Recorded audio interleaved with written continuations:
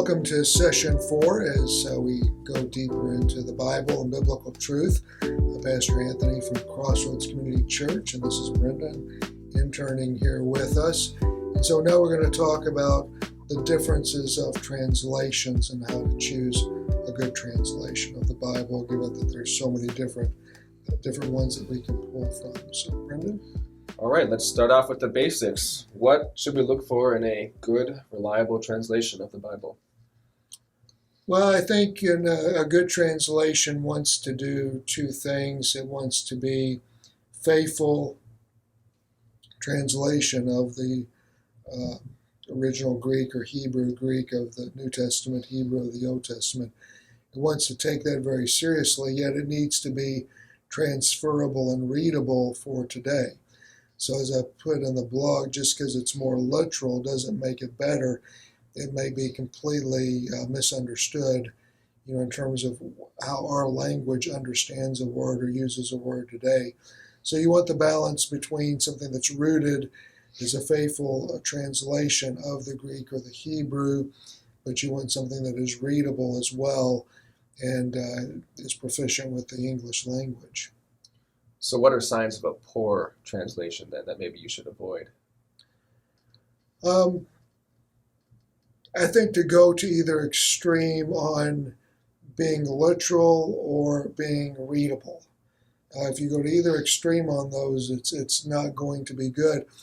I mean, somebody can just replace words of the Greek or the Hebrew, and it can be very literal, but you won't be able to make any sense of it.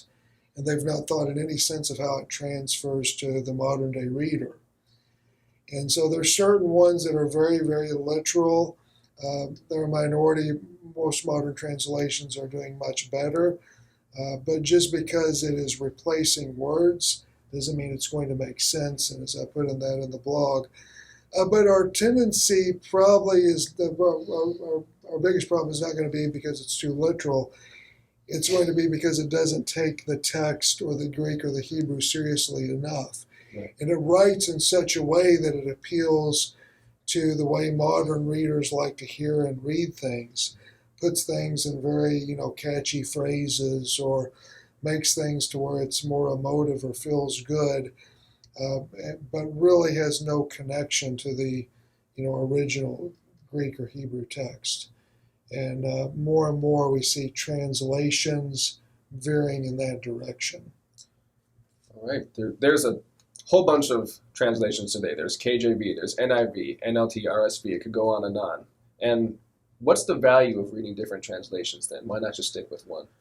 Well, as I put in the blog, I think, because of the nature of language, it's going to have all kinds of changes and nuances, and what things meant in the Greek or Hebrew can be pulled out and phrased in different ways, like the word love. In Greek, there's 4 different words to where we only have one word. And so something that is an English translation that tries to bring out the different colors of love. There's agape love, which is unconditional love. There's phileo love, which is friendship love. So there's different words for love, and that tries to understand what would be the best English equivalents. So I use the New International Version, which they are continuing to update. They always have scholars working on it. And it takes very seriously the Greek and the Hebrew text, but tries to be readable. But it restrains readability, while remaining very faithful to the Greek and Hebrew in the original. Has the highest quality of scholarship involved. So I start there. That's the Bible that I most commonly use. Then to go a little more literal, you can go with the English Standard Version. It's an incredible translation, and it's a little more literal, a little more formal. The New King James Version, the New American Standard Bible, those are a couple of more formal or literal ones that are great ones to use, that are going to try to get at the original text. But then if you want to kind of say, what does it mean today, or what are some other shades or kind of contours of meaning in terms of readability, the New Living Translation is an excellent one. They took very seriously the Greek and Hebrew text, but they tried to make it readable. And that one that one grew out of people, coming out of the 70s and 80s might remember the Living Bible, and or I think it was the New Living Bible by Ken Taylor, and it was a paraphrase.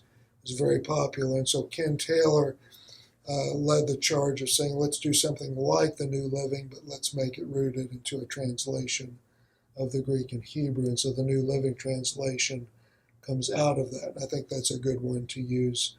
The Good News Bible, I think, is another one that does well in terms of readability. But I like to start with the NIV because it gives kind of the best of both perspectives, then go toward a literal, and then go towards one that's more readable, and you can get more of a fuller expression or picture of what the original language was wanting to communicate. All right. And the final question for you today that I have is, why do we have, what is a paraphrase of the Bible? We'll start there. What is a paraphrase of the Bible? A paraphrase is not a translation. A paraphrase simply takes an English version of the Bible, or several English versions, and then tries to make them more readable. And so it just kind of paraphrases or brings phrases alongside of our English Bible. And so, as I said, the Living Bible used to do that. A very popular one that's becoming less popular, I think, is the Message.